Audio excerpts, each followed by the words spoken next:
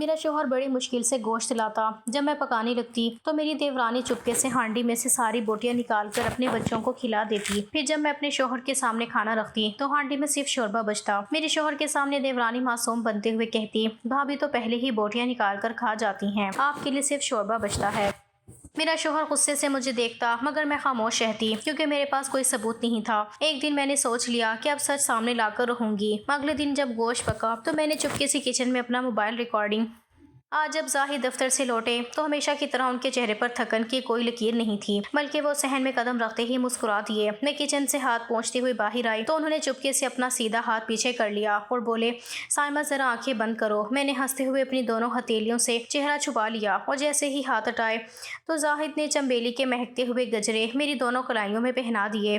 چنبیلی کی بھینی بھینی خوشبو پورے صحن میں پھیل گئی۔ زاہد نے میری کلائیوں کو تھام کر کہا اور بولے، سائمہ تمہارے ہاتھوں میں یہ گجرے کتنے جچتے ہیں، اور سنو آج ایک اور خوشخبری ہے، دفتر سے چھوٹا سا بونس ملا ہے، یہ لو پیسے اور کل ہی بازار جا کر وہ زرد رنگ کا سوٹ خرید لو جو تمہیں اس دن دکان پر پسند آیا تھا۔ میں نے ان کے ہاتھ سے پیسے لیے اور گجروں کو اپنی ناک کے قریب لا کر گہرا سانس لیا۔ میرے دل میں زاہد کے لیے دعا ابھری کہ اللہ میرے میاں کی کمائی میں برکت دے۔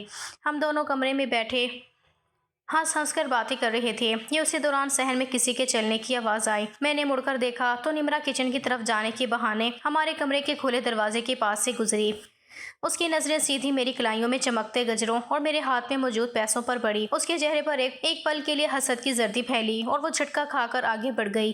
زاہد نے اس طرف دھیان نہیں دیا اور تولیہ اٹھا کر غسل خانے کی طرف چلے گئے۔ میں پیسے الماری میں رکھنے لگی۔ زاہد جیسے ہی ہاتھ منہ دھو کر غسل خانے سے باہر نکلے تو نمرا پہلے سے ہی صحن میں دبے پاؤں کھڑی تھی۔ اس نے زاہد کو دیکھتے ہی اپنی شکل انتہائی معصوم بنائی اور ان کے آگے آ کر کھڑی ہو گئی۔ وہ دھیمی آواز میں بولی، بھائی صاحب میں ایک بات کہنا چاہتی ہوں لیکن میرا نام نہ آئے، مجھے بڑا دکھ ہو رہا ہے۔ زاہد نے حیرانی سے تولیے سے منہ پوچھتے ہوئے اسے دیکھا اور پوچھا کہ کیا بات ہے نمرا، بھابھی سب خیریت تو ہے؟ نمرا نے مکارانہ انداز میں ادھر ادھر دیکھا اور زاہد کے قریب ہو کر بولی، بھائی صاحب ابھی جب آپ سائمہ بھابھی کو یہ گجرے اور پیسے دے کر اندر گئے تو بھابھی کچن میں پانی لینے آئیں اور تل ملا کر کہنے لگی کہ زاہد کی اوقات ہی اتنی ہے کہ بس 2 روپے کے گجرے لا کر مجھے بہلا دیتی ہیں اور خود کو بڑا شوہر سمجھتی ہیں، اتنی اوقات نہیں کہ مجھے کسی اچھے برانڈ کا سوٹ دلا سکیں، بس یہ سستے گجرے پہنا کر اپنا فرض پورا کر دیتی ہیں۔ بھائی صاحب مجھے سن کر بڑا افسوس ہوا کہ آپ دن رات اتنی فرم میں نوکری کر کے پسینہ بہاتی ہیں اور وہ آپ کی کمائی کو اس طرح حقیر سمجھتی ہیں۔ نمرا کی زبان سے نکلے یہ الفاظ زاہد کے کانوں میں پگھلے ہوئے سیسے کی طرح گرے۔ ان کا ہنستا ہوا چہرہ یکدم غصے سے تپنے لگا۔ انہوں نے نمرا کو کچھ جواب نہیں دیا اور تیز تیز قدم اٹھاتے ہوئے سیدھے کمرے کے اندر آئے۔ میں اس وقت الماری کا دروازہ بند کر ہی رہی تھی اور یہ سب بھی سن چکی تھی۔ زاہد نے کمرے کا دروازہ اتنے زور سے بند کیا کہ اس کی دھک سے محنت اچھل پڑی۔ میں نے گھبرا کر ان کی طرف دیکھا تو ان کی آنکھوں میں محبت کی جگہ شدید نفرت اور غصہ ابل رہا تھا۔ زاہد نے میرے دایاں ہاتھ جھٹکے سے پکڑا اور میری کلائی پر موجود چنبیلی کے گجرے کو اتنی بے دردی سے نوچا کہ گجرے کا دھاگا ٹوٹ گیا اور چنبیلی کی سفید پتیاں فرش پر بکھر گئیں۔ ان کے ناخن کی نوک میری جلد پر لگی تو میرے منہ سے چیخ نکل گئی، زاہد یہ کیا کر رہے ہیں آپ؟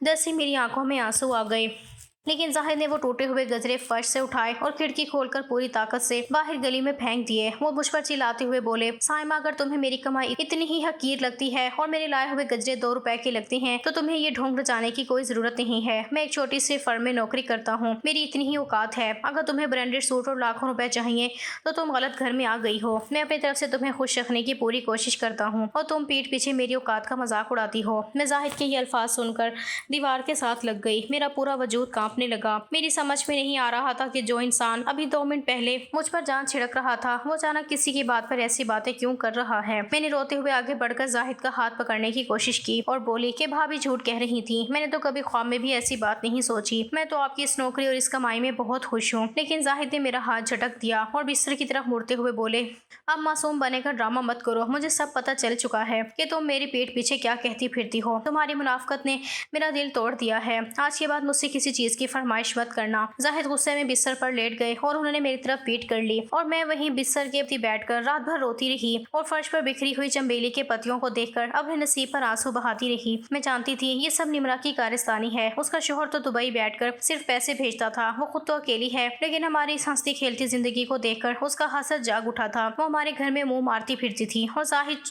چونکہ کانوں کے کچے تھے اس سے وہ نمرا کے اس مکارانہ جال میں پھنس گئے تھے۔ اگلی صبح جب سورج نکلا تو زاہد کا موڈ ویسا ہی تلخ تھا، انہوں نے میری طرف دیکھا تک نہیں اور ناشتے کیے بغیر ہی باہر چلے گئے۔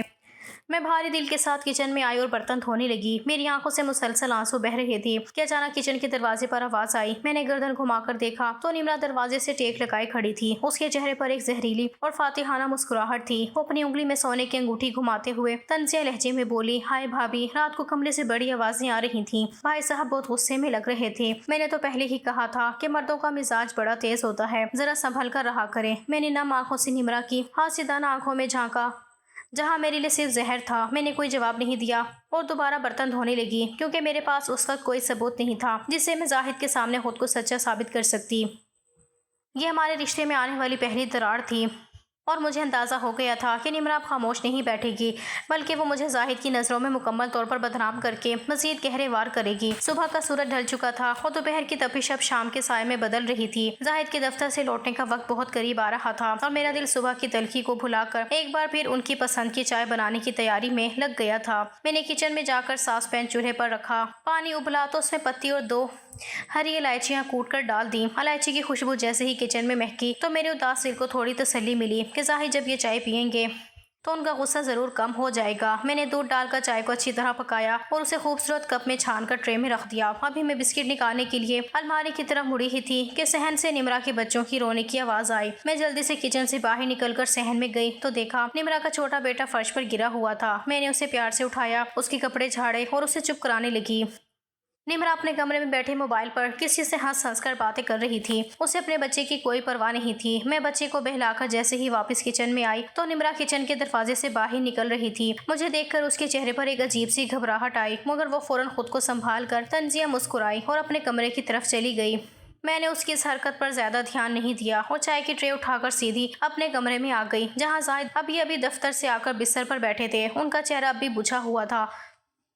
میں نے مصلحت کا دامن نہ چھوڑا اور چائے کا گرم کپ ان کی طرف بڑھاتے ہوئے نرمی سے بولی، زاہد آپ بہت تھکے ہوئے لگ رہے ہیں، یہ لیں آپ کی پسند کی الائچی والی چائے پی لیں، آپ کا سر کا درد ٹھیک ہو جائے گا۔ زاہد نے میری طرف دیکھے بغیر صد مہری سے کپ میرے ہاتھ سے لیا اور اس کا ایک بڑا گھونٹ بھر لیا، لیکن اگلے ہی پل ان کا چہرہ عجیب سا ہو گیا۔ انہوں نے شدید کراہت کے ساتھ وہ چائے فرش پر تھو کر کے تھوک دی۔ چائے کے چھینٹے میرے دوپٹے اور فرش پر دور تک پھیل گئے۔ میں حواس باختہ ہو گئی اور پیچھے ہٹتے ہوئے بولی، زاہد کیا ہوا؟ چائے زیادہ گرم تھی کیا؟ زاہد نے غصے سے تل ملا کر چائے کا کپ میز پر اتنے زور سے پٹخا کہ کپ کے 2 ٹکڑے ہو گئے اور گرم چائے پوری میز پر بہنے لگی۔ وہ بستر سے کھڑے ہو گئے اور ان کی آنکھیں غصے سے لال ہو گئیں۔ وہ چلاتے ہوئے بولے، سائمہ کیا تم مجھے مارنا چاہتی ہو یا یہ کل رات کا بدلہ لے رہی ہو؟ تم کیا سمجھتی ہو کہ مجھے کچھ پتا نہیں چلتا؟ اس چائے میں اتنا نمک کس نے ڈالا ہے؟ کیا تمہیں چائے میں ڈالنے کے لیے چینی اور نمک کا فرق بھی نظر نہیں آتا؟ میں نے حیرانی اور صدمے سے اپنی مٹھیوں کو بھینچا اور بولی، زاہد میں پاگل تھوڑی ہوں جو چائے میں نمک ڈالوں گی، میں نے تو اپنے ہاتھوں سے چینی ڈالی تھی۔ زاہد نے میرا بازو دبوچ لیا اور بولے، جھوٹ مت بولو، تمہارا دھیان تو ہر وقت اپنے مائکے میں رہتا ہے، یا تم جان بوجھ کر میرے ساتھ یہ حرکتیں کر رہی ہو تاکہ میں تنگ آ جاؤں۔ اسی شور شرابے کو سن کر نمرا دوڑتی ہوئی ہمارے کمرے میں آئی۔ اس نے فرش پر بکھری چائے اور ٹوٹا ہوا کپ دیکھا تو فوراً اپنے منہ پر ہاتھ رکھ لیا اور انتہائی مکارانہ ہمدردی جتاتے ہوئے بولی، ہائے اللہ بھابھی، یہ آپ نے کیا کر دیا؟ بھائی صاحب صبح سے دفتر میں اتنی محنت کر کے آئے اور آپ نے انہیں چائے کی جگہ نمک ملا پانی پلا دیا۔ میں تو کچن میں آئی تھی تو آپ فون پر ہنس کر کسی سے بات کر رہی تھیں۔ میں نے تو اسی وقت کہا تھا کہ بھابھی دھیان چولہے پر رکھو، کہیں چائے خراب نہ ہو جائے، مگر آپ نے میری بات انسنی کر دی۔ زاہد نے نمرا کی بات سن کر میرا بازو اور زور سے جھٹکا اور بولے، دیکھ لیا اپنی سگڑائی کا نتیجہ، نمرا سچ کہہ رہی ہے، تمہارا دماغ خراب ہو گیا ہے۔ سائمہ آج کے بعد میرے سامنے کوئی چیز پکا کر مت لانا، مجھے نہیں چاہیے تمہارے ہاتھ کا زہر۔ وہ غصے سے بڑبڑاتے ہوئے کمرے سے باہر نکل گئے اور نمرا میرے پاس آ کر کھڑی ہو گئی۔ اس نے جھک کر فرش پر بہتی چائے کو دیکھا اور دھیمی آواز میں بولی، بڑا شوق تھا نا الائچی والی چائے پلانے کا، اب کرو صاف اسے۔ وہ ایک زوردار قہقہہ دبا کر کمرے سے نکل گئی۔ میرے پاؤں تلے سے زمین نکل گئی تھی۔ اب مجھے سمجھ آیا کہ جب میں بچے کو اٹھانے باہر گئی تھی تو نمرا کچن میں کیا کر رہی تھی۔ اس نے میری بنائی ہوئی چائے میں نمک ملا دیا تھا تاکہ زاہد مجھ سے اور زیادہ نفرت کرنے لگے۔ میں فرش پر بیٹھ کر اس چائے کو صاف کرنے لگی اور میرے آنسو چائے کے پانی میں مل کر مٹتے رہے۔ زاہد رات گئے تک گھر نہیں آئے اور جب آئے تو چپ چاپ بستر کے کونے میں لیٹ گئے۔ ہمارے درمیان خاموشی کی ایسی اونچی دیوار کھڑی ہو چکی تھی جسے گرانا میرے بس میں نہیں تھا۔ غم اور دکھ کی شدت نے میرے جسم پر اثر دکھانا شروع کر دیا۔ آدھی رات کو اچانک میرے پورے بدن میں شدید سردی کی لہر دوڑ گئی، میرے دانت بجنے لگے اور میرا سر ہتھوڑوں کی طرح سوجنے لگا۔ مجھے اتنا شدید بخار چڑھ گیا کہ میرے منہ سے دھیمے دھیمے سسکیاں نکلنے لگیں۔ میں نے خود کو چادر میں لپیٹنے کی کوشش کی مگر میرا پورا جسم بے جان ہو چکا تھا۔ میری سسکیوں کی آواز شاید زاہد کے کانوں تک پہنچ گئی۔ انہوں نے کروٹ بدلی اور اندھیرے میں مجھے تڑپتا ہوا دیکھا۔ زاہد نے جلدی سے کمرے کی بتی جلائی اور میرے قریب آئے۔ انہوں نے جیسے ہی اپنا ہاتھ میری پیشانی پر رکھا وہ تڑپ اٹھے۔ سائمہ تمہیں تو بہت تیز بخار ہے، تمہارا جسم تو تندور کی طرح دہک رہا ہے۔ انہوں نے اپنے سارے غصے کو ایک پل میں بھلا دیا۔ وہ بھاگ کر کچن میں گئے اور ایک کٹورے میں ٹھنڈا پانی اور سوتی کپڑا لے کر واپس کمرے میں آئے۔ زاہد بستر پر میرے سرہانے بیٹھ گئے اور انہوں نے کپڑے کو ٹھنڈے پانی میں بھگو کر نچوڑا اور نرمی سے میری پیشانی پر رکھ دیا، اور پانی کی ٹھنڈک جیسے ہی میری پیشانی کو چھوئی میرے منہ سے ایک آہ نکلی۔ زاہد کی آنکھوں میں اس وقت غصہ نہیں تھا بلکہ ایک عجیب سی تڑپ اور پچھتاوا تھا۔ وہ بار بار کپڑے کو پانی میں بھگوتے اور میرے سر پر پٹیاں رکھتے رہے۔ پھر وہ دھیمی آواز میں بولے، سائمہ تم اپنا خیال کیوں نہیں رکھتی؟ میں غصہ ضرور کرتا ہوں پر تمہاری یہ حالت مجھ سے دیکھی نہیں جاتی، تم کیوں اتنی لاپرواہ ہو جاتی ہو؟ میں نے سوجی ہوئی آنکھوں سے زاہد کے چہرے کو دیکھا۔ ان کے ہاتھوں کا لمس اور ان کی یہ پرواہ بتا رہی تھی کہ ان کے دل میں میرے لیے محبت اب بھی زندہ ہے۔ بس نمرا کے جھوٹ نے ان کی عقل پر پردہ ڈال دیا تھا۔ زاہد رات بھر جاگتے رہے اور میرے سر پر پٹیاں رکھتے رہے، یہاں تک کہ صبح کے 4 بجے میرا بخار کچھ کم ہوا اور مجھے ہلکی سی نیند آنے لگی۔ زاہد میرے پاس ہی بستر سے ٹیک لگائے بیٹھے رہے۔ ان کا یہ روپ دیکھ کر میرے دل کو امید ملی کہ نمرا چاہے جتنی بھی چالیں چل لے، وہ زاہد کے دل سے میری محبت ختم نہیں کر پائے گی۔ لیکن مجھے یہ نہیں معلوم تھا کہ نمرا صبح ہوتے ہی اس محبت کو بھی حسد کی آنکھ میں جھونکنے کے لیے تیار کھڑی ہے۔ کچھ دنوں سے ہم نے گوشت نہیں پکایا تھا کہ وہ بوٹیاں چرا پاتی، اس لیے ایسی حرکتوں پر اتر آئی تھی۔ اگلی صبح جب میری آنکھ کھلی تو بخار ٹوٹ چکا تھا مگر جسم میں شدید نقاہت تھی۔ زاہد بستر کے کنارے بیٹھے تھکن سے چور اپنی آنکھیں مل رہے تھے۔ انہوں نے مجھے جاگتا دیکھ کر ایک گہرا سانس لیا اور الماری کی طرف بڑھے۔ وہاں سے انہوں نے اپنے پینٹ کی جیب سے 20,000 روپے نکالے اور میرے ہاتھ میں رکھتے ہوئے دھیمی آواز میں بولے، یہ مہینے کے راشن اور تمہاری دوا کے پیسے ہیں، انہیں سنبھال کر رکھ لو، میں شام کو آتے ہوئے ڈاکٹر سے تمہاری باقی دوائیں لے آؤں گا۔ زاہد کا لہجہ بھی کچھ کھنچا ہوا تھا مگر ان کی آنکھوں کی پرواہ میرے دل کو تسلی دے گئی۔ تو تیار ہو کر دفتر چلے گئے اور میں نے وہ پیسے اپنی الماری میں کپڑوں کے نیچے چھپا کر رکھ دیے۔ میں ابھی کمرے سے نکل کر صحن میں آئی ہی تھی کہ نمرا اپنے کمرے کے دروازے میں کھڑی دانت پیس رہی تھی۔ اس نے زاہد کو صبح سویرے میرے سرہانے بیٹھے دیکھ لیا تھا، اس لیے اس کے چہرے پر بارود بھرا ہوا تھا۔ وہ میرے قریب آئی اور زہریلی مسکراہٹ کے ساتھ بولی، کیوں بھابھی، رات بھر میاں سے خوب خدمت کروائی ہے، اب بخار اترا یا ابھی کچھ کسر باقی ہے؟ میں نے اس کی بات کا کوئی جواب نہیں دیا اور خاموشی سے کچن کی طرف بڑھ گئی۔ دوپہر کو نمرا نے اپنے بچوں کو سلا دیا اور خود گلی میں کسی ہمسائے کے گھر چلی گئی۔ اب پورا گھر خالی تھا اور میں کچن میں رات کے لیے دال چن رہی تھی۔ اسی دوران مجھے اپنے کمرے کی طرف سے کسی کے چلنے کی ہلکی سی آہٹ آئی۔ میں نے کچن کی کھڑکی سے جھانک کر دیکھا تو نمرا چور نظروں سے ادھر ادھر دیکھتی ہوئی میرے کمرے سے باہر نکل رہی تھی اور اس کا ہاتھ اس کے دوپٹے کے پلو میں کچھ چھپا رہا تھا۔ میرے دل میں یکدم دھڑکا سا لگا۔ میں دال کی تھالی وہیں چھوڑ کر بھاگتی ہوئی اپنے کمرے میں آئی اور الماری کا تالا کھولا، کپڑوں کو اوپر نیچے کیا تو میرے پاؤں تلے سے زمین نکل گئی۔ زاہد کے دیے ہوئے 20,000 روپے وہاں موجود نہیں تھے۔ میرے ہاتھ پاؤں ٹھنڈے ہو گئے۔ میں نے پوری الماری چھان ماری، تکیوں کے نیچے دیکھا مگر پیسے غائب تھے۔ میں بدحواس ہو کر صحن میں آئی تو نمرا گلی سے واپس آ چکی تھی اور بڑے اطمینان سے صحن میں جھاڑو لگا رہی تھی۔ میں نے کانپتی آواز میں اس سے پوچھا، نمرا تم ابھی میرے کمرے میں گئی تھی، میرے پیسے کہاں ہیں جو زاہد صبح دے کر گئے تھے؟ نمرا نے جھاڑو وہیں پٹکا اور اپنے دونوں ہاتھ کمر پر رکھ کر چلانے لگی، ہائے اللہ بھابھی، یہ آپ مجھ پر چوری کا الزام لگا رہی ہیں؟ میرے میاں دبئی سے مجھے لاکھوں روپے بھیجتا ہے، مجھے آپ کے ان 2 ٹکیوں کے پیسوں کی کیا ضرورت ہے؟ خود پیسے کہیں گرا دیے ہوں گے یا اپنے مائکے والوں کو دے دیے ہوں گے اور میرا نام لگا رہی ہیں۔ ابھی بھائی صاحب کو آنے دیں، میں سب سچ بتاؤں گی۔ شام کو جیسے ہی زاہد نے گھر میں قدم رکھا، نمرا نے صحن میں ہی ان کا راستہ روک لیا اور رونے کا ڈرامہ کرتے ہوئے بولی، بھائی صاحب ذرا اپنی بیگم سے پوچھیں کہ صبح جو پیسے آپ نے انہیں دیے تھے وہ کہاں اڑا دیے؟ اب مجھ پر چوری کا الزام لگا رہی ہیں۔ ان کی سہیلی بھی آئی تھی، کیا پتا سارے پیسے اسے دے دیے ہوں۔ زاہد کا چہرہ غصے سے یکدم تن گیا۔ وہ غسل خانے جانے کی بجائے سیدھا کمرے میں آئے جہاں میں بیڈ پر بیٹھی رو رہی تھی۔ انہوں نے الماری کا کھلا ہوا پٹ دیکھا اور مجھ پر شیر کی طرح گرجے، سائمہ کہاں ہے وہ پیسے جو میں نے اپنی خون پسینے کی کمائی سے تمہیں دیے تھے؟ میں نے روتے ہوئے ان کے ہاتھ جوڑے اور بولی، زاہد خدا کی قسم میں نے پیسے الماری میں ہی رکھے تھے، نمرا میرے کمرے میں گئی تھی، اس نے نکالے ہیں۔ زاہد نے غصے میں میز پر پڑا ہوا پانی کا جگ اٹھا کر فرش پر دے مارا جس کے شیشے پورے کمرے میں بکھر گئے۔ وہ چلاتے ہوئے بولے، بس کرو سائمہ، اپنی زبان کو لگام دو، میرا بھائی باہر کما رہا ہے، اسے تمہارے پیسوں کی کوئی ضرورت نہیں ہے، تم اپنی غلطی چھپانے کے لیے اس پر الزام لگا رہی ہو۔ مجھے نمرا بھابھی نے پہلے ہی بتایا تھا کہ تمہاری سہیلی کل یہاں چکر لگا رہی تھی، تم نے وہ پیسے اپنے مائکے بھجوائے ہیں اور اب یہاں چوری کا ڈرامہ کر رہی ہو۔ تم جیسی عورت پر اعتبار کرنا ہی میری زندگی کی سب سے بڑی غلطی تھی۔ زاہد کا یہ جملہ میرے دل پر خنجر کی طرح لگا۔ میں نے سچ مچ اپنی زبان بند کر لی کیونکہ میں جانتی تھی کہ اس وقت نمرا کا جھوٹ زاہد کی عقل پر حاوی ہو چکا تھا۔ زاہد نے اس رات مجھ سے کوئی بات نہیں کی اور اگلے کئی دنوں تک ان کا یہی رویہ رہا۔ وہ صبح خاموشی سے اٹھتے، دفتر چلے جاتے اور رات کو دیر سے آ کر چپ چاپ سو جاتے۔ انہوں نے مجھ سے خرچے کے پیسے دینا بھی بند کر دیے اور گھر کا راشن خود لا کر کچن میں رکھ دیتے، جیسے انہیں مجھ پر رتی برابر بھی بھروسہ نہ رہا ہو۔ نمرا پورے گھر میں ملکہ بنی پھرتی تھی، کیونکہ اس نے زاہد کی نظروں میں مجھے ایک چور اور جھوٹی عورت ثابت کر دیا تھا۔ میں دن بھر کچن کے کام کرتی اور رات کو تنہائی میں روتی، لیکن قدرت میری خاموشی کا تماشا دیکھ رہی تھی، اور وہ وقت قریب آ رہا تھا جہاں نمرا کی لالچ اسے ایک ایسے گڑھے میں گرانے والی تھی جہاں سے وہ کبھی نکل نہیں پائے گی۔ کئی دن اسی سکوت میں گزر گئے۔ زاہد کا رویہ میرے ساتھ بالکل برف جیسا سرد ہو چکا تھا۔ وہ گھر آتے ضرور تھے، مگر ان کی نظریں مجھ سے کتراتی تھیں، جیسے میں کوئی مجرم ہوں۔ نمرا اس دوری پر اندر ہی اندر نہال تھی، اور اس کا غرور اب اس کے چہرے سے جھلکنے لگا تھا۔ ایک شام زاہد جب دفتر سے لوٹے تو ان کے ہاتھ میں کالے رنگ کا ایک لفافہ تھا۔ انہوں نے وہ لفافہ کچن کی سلیب پر رکھا اور بجھے ہوئے لہجے میں بولے، صائمہ، دفتر میں اوور ٹائم کے پیسے ملے تھے تو بہت دنوں بعد یہ گوشت لایا ہوں، اسے اچھے سے پکا لو۔ میں نے لفافہ کھول کر دیکھا تو اس میں صاف ستھرا تازہ گوشت تھا۔ زاہد کو گوشت کا سالن بے حد پسند تھا، مگر معاشی تنگی اور پھر ان پیسوں کے جھگڑے کے بعد گھر میں جیسے اچھے کھانے کا رواج ہی ختم ہو گیا تھا۔ میں نے سوچا کہ چلو اسی بہانے زاہد کا دل کچھ نرم ہو جائے گا۔ میں نے دل و جان سے مسالے تیار کیے، پیاز براؤن کیے اور گوشت کو ہانڈی میں ڈال کر اچھے سے بھوننے لگی۔ کچن سے ابلتی ہوئی خوشبو پورے گھر میں پھیلنے لگی۔ نمرا اپنے کمرے سے نکل کر صحن میں آئی اور کچن کے دروازے سے جھانک کر ہانڈی کو دیکھا۔ اس کی رال ٹپک رہی تھی۔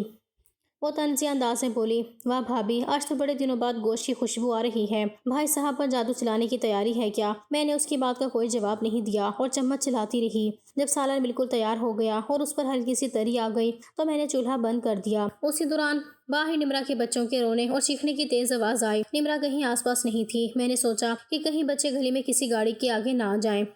میں ہانڈی پر ڈھکن رکھ کر تیز قدموں سے گلی کی طرف بھاگی اور یہ بھول گئی کہ وہ ہمیشہ کی طرح بوٹیاں چرانا چاہتی ہے۔ باہر نمرا کے دونوں بچے ایک دوسرے سے مٹی اڑا کر لڑ رہے تھے۔ میں نے ان کو الگ کیا، ان کے ہاتھ منہ صاف کیے اور انہیں سمجھا بجھا کر واپس گھر کے اندر لائے۔ اس سارے کام میں مجھے مشکل سے 7 یا 8 منٹ لگے ہوں گے۔ میں جیسے ہی صحن سے گزر کر دوبارہ کچن میں آئی تو نمرا کچن کے پچھلے دروازے سے نکل کر اپنے کمرے کی طرف بھاگ رہی تھی۔ اس کے ہاتھ میں ایک بڑا کٹورا تھا اور اس کے چہرے پر ایک عجیب سی بوکھلاہٹ تھی۔ میرے دل میں زور سے دھڑکا ہوا۔ میں نے لپک کر چولہے پر رکھی ہانڈی کا ڈھکن اٹھایا۔ سالن کی رنگت بدلی ہوئی تھی۔ میں نے سالن کے اندر چمچ چلایا تو میرے ہاتھ کانپنے لگے۔ ہانڈی کے اندر گوشت کا ایک ٹکڑا بھی موجود نہیں تھا۔ نمرا نے ان چند منٹوں میں ہانڈی کی ساری بوٹیاں نکال لی تھیں۔ رات کو جب کھانے کا وقت ہوا تو زاہد دسترخوان پر آ کر بیٹھ گئے۔ میں نے کانپتے ہاتھوں سے ہانڈی ان کے سامنے رکھی اور ڈونگے میں سالن نکالا۔ ڈونگے میں صرف پانی جیسا شوربہ گرا، جس میں بوٹی کا نام و نشان نہیں تھا۔ زاہد نے چمچ سے شوربے کو ہلایا اور ان کا چہرہ غصے سے یکدم تن گیا۔ انہوں نے چمچ میز پر پٹخا اور بولے، صائمہ، یہ کیا مذاق ہے؟ میں اتنی مشکل سے گوشت لایا تھا اور تم نے میرے سامنے صرف یہ پانی لا کر رکھ دیا ہے۔ بوٹیاں کہاں گئیں؟ میں ابھی منہ کھولنے ہی والی تھی کہ نمرا اپنے بچوں کو لے کر دسترخوان کے پاس آ کر بیٹھ گئی۔ اس نے انتہائی معصوم شکل بنائی، اپنے بچوں کے منہ پہنچے اور زاہد کی طرف دیکھ کر مکارانہ انداز میں بولی، ہائے بھائی صاحب، آپ صائمہ بھابھی سے کیا پوچھ رہے ہیں؟ بھابھی تو کب کی کچن میں کھڑی ہو کر ساری بوٹیاں نکال کر کھا چکی ہیں۔ میں نے خود انہیں دیکھا تھا، وہ چن چن کر بوٹیاں کھا رہی تھیں اور کہہ رہی تھیں کہ زاہد کے لیے تو صرف شوربہ ہی بہت ہے، بھائی صاحب آپ کے لیے تو گھر میں صرف شوربہ ہی بچتا ہے۔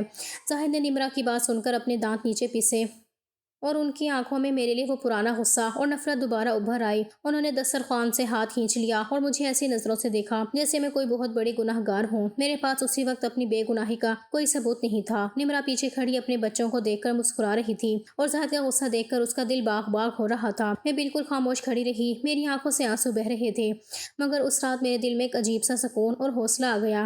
میں نے اپنے آنسو پونچھے اور دل میں عہد کر لیا کہ اب بہت ہو گیا، اب صبر کا پیمانہ لبریز ہو چکا ہے۔ کل میں اس عورت کا اصلی چہرہ زاہد کے سامنے لا کر رہوں گی، چاہے مجھے کچھ بھی کرنا پڑے۔ زاہد غصے میں بھوکے ہی کمرے میں جا کر لیٹ گئے اور میں کچن میں جا کر اگلی صبح کے اس جال کی تیاری کرنے لگی جو نمرا کو ہمیشہ کے لیے بے نقاب کرنے والا تھا۔ اگلی صبح زاہد رات کے بھوکے تھے، اس لیے ان کا چہرہ زرد ہو رہا تھا۔ وہ خاموشی سے جوتے پہن رہے تھے کہ میں نے ہمت کر کے ان کا راستہ روکا اور سیدھے لہجے میں بولی، زاہد آج آتے ہوئے اب دوبارہ گوشت لے کر آئیں، میں آج پھر پکاؤں گی۔ زاہد نے مجھے گھور کر دیکھا اور طنز سے بولے، کیوں صائمہ، کل کا شوربہ کم پڑ گیا تھا جو آج پھر بوٹیاں اڑانے کا ارادہ ہے؟ میں نے ان کی تلخی کو برداشت کیا اور ان کی آنکھوں میں آنکھیں ڈال کر بولی، آپ بس گوشت لا کر دیں، سچ اور جھوٹ کا فیصلہ آج رات اسی دسترخوان پر ہو جائے گا۔ زاہد میری اس جرت پر حیران ہوئے، مگر انہوں نے کچھ کہے بغیر سر ہلایا اور چلے گئے۔ دوپہر کو وہ واپسی پر ایک چھوٹا سا لفافہ میرے ہاتھ میں دے گئے۔ ان کی آنکھوں میں تجسس تھا کہ آج کیا ہونے والا ہے۔ میں نے کچن میں جا کر مسالہ بھونا اور گوشت ہانڈی میں چڑھا دیا۔ میں جب خوشبو پھیلنے لگی تو میں نے موبائل نکالا، اس کی ویڈیو ریکارڈنگ آن کی اور اسے کچن کے کونے میں پڑے آٹے کے کنستر اور گھی کے ڈبے کے بیچ اس طرح چھپا دیا کہ کیمرے کا رخ سیدھا چولہے اور ہانڈی کی طرف تھا۔ میں نے تسلی کی کہ سب کچھ صاف نظر آ رہا ہے، اور پھر میں جان بوجھ کر اونچی آواز میں بولی، ہائے اللہ، میں نے کپڑے استری کرنے تھے۔ میں کچن سے نکل کر صحن کے پار چلی گئی۔ میں دیوار کی اوٹ میں کھڑی ہو کر کچن کے دروازے کو دیکھنے لگی۔ ابھی 3 منٹ ہی گزرے تھے کہ نمرا چور پاؤں چلتی ہوئی ادھر ادھر دیکھ کر کچن میں گھس گئی۔ میں نے اپنی سانسیں روک لیں۔ کچن کے اندر لگی ویڈیو میں سب کچھ قید ہو رہا تھا۔ نمرا نے ہانڈی کا ڈھکن اٹھایا اور گرم سالن میں سے چمچ مار مار کر بوٹیاں نکالنے لگی۔ وہ بوٹیاں پلیٹ میں رکھتے ہوئے اپنے آپ سے بڑبڑائی اور ہنسی کہ سائمہ سگڑ بنتی ہے، آج زاہد بھائی اس کا وہ حشر کریں گے کہ یہ مائکے کا راستہ دیکھے گی۔ اس کے جانے کے بعد میں کچن میں واپس آئی، موبائل اٹھایا اور ویڈیو بند کر کے اسے اپنے پاس محفوظ کر لیا۔ میرا دل زور زور سے دھڑک رہا تھا، مگر آج میری آنکھوں میں آنسو نہیں بلکہ ایک فاتحانہ چمک تھی۔ رات کو جب دسترخوان لگا تو زاہد آ کر بیٹھ گئے۔ نمرا بھی اپنے بچوں کو لے کر فوراً پہنچ گئی تاکہ تماشا دیکھ سکے۔ میں نے ڈونگا میز پر رکھا اور جیسے ہی چمچ ہلایا تو اس میں سے صرف پتلا شوربہ گرا۔ زاہد نے جیسے ہی وہ ڈونگا دیکھا ان کا غصہ پھٹ پڑا۔ انہوں نے میز پر ہاتھ مارا اور چلائے، سائمہ، تمہاری یہ جرت میں آج دیکھنا چاہتا تھا کہ تم کتنی بڑی جھوٹی ہو۔ آج پھر ہانڈی میں ایک بوٹی نہیں ہے۔ نمرا نے فوراً تالی بجائی اور زاہد کے غصے کو ہوا دیتے ہوئے بولی، بھائی صاحب، میں نے تو کل ہی کہا تھا کہ یہ عورت ڈرامے باز ہے۔ آپ کے سامنے سچی بن رہی تھی اور پیٹ پیچھے پھر آپ کی کمائی کھا گئی۔ ایسی چور اور پیٹو عورت کو تو گھر سے نکال دینا چاہیے۔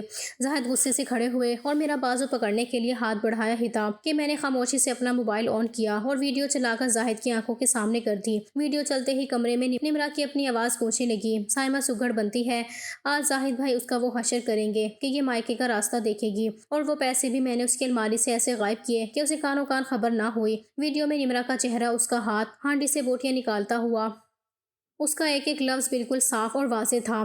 زاہد کی نظریں ویڈیو پر جم گئیں، ان کا ہاتھ وہیں ہوا میں رک گیا اور غصے سے کانپتا ہوا چہرہ یکدم حیرت اور صدمے سے سفید پڑ گیا۔ نمرا نے جیسے ہی موبائل میں اپنی آواز اور اپنی چوری دیکھی، اس کے پیروں تلے سے زمین نکل گئی، اس کا رنگ سیاہ پڑ گیا اور وہ ہکلانے لگی، بھائی صاحب، یہ جھوٹ ہے، یہ سائمہ نے کوئی جادو کیا ہے۔ زاہد نے نمرا کی طرف دیکھا، ان کی آنکھوں میں اس وقت خون اترا ہوا تھا۔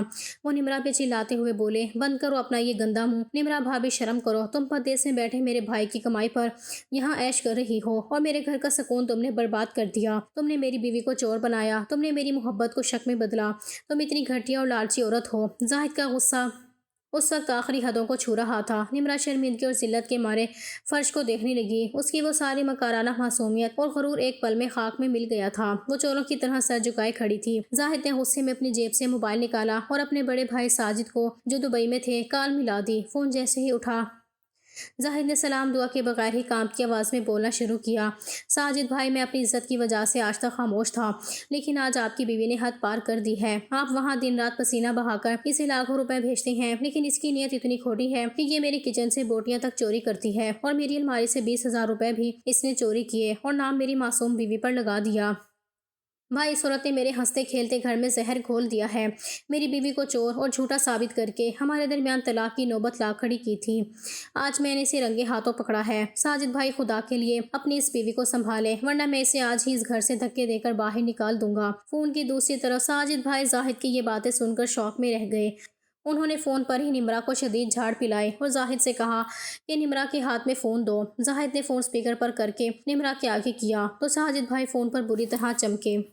نمرا، تم نے میری ناک کٹوا دی، شرم سے میرا سر جھکا دیا، تم میرے بھائی کے گھر میں چوریاں کرتی ہو اور میاں بیوی میں جھگڑے کرواتی ہو۔ میں تمہارا سارا خرچہ بند کر رہا ہوں اور کل ہی تمہیں تمہارے مائکے بھیج رہا ہوں، اب تم وہیں بیٹھ کر سڑنا۔ نمرا روتے ہوئے اپنے شوہر کے آگے منتیں کرنے لگی، ساجد، خدا کے لیے مجھے معاف کر دیں، مجھ سے غلطی ہو گئی۔ مگر ساجد بھائی نے غصے میں فون کاٹ دیا۔ نمرا پورے گھر کے سامنے ذلیل و خوار ہو چکی تھی۔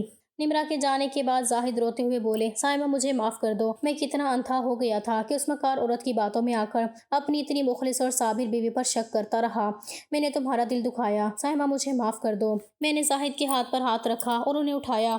میری عزت نفس آج پورے گھر کے سامنے بحال ہو چکی تھی اور نمرا کا حسد اور لالچ اسے اسی گڑھے میں گرا چکا تھا جو اسے میرے لیے کھودا تھا۔ اب ہمارے درمیان شک کی کوئی دیوار نہیں تھی اور ہماری محبت پہلے سے بھی زیادہ مضبوط ہو چکی تھی۔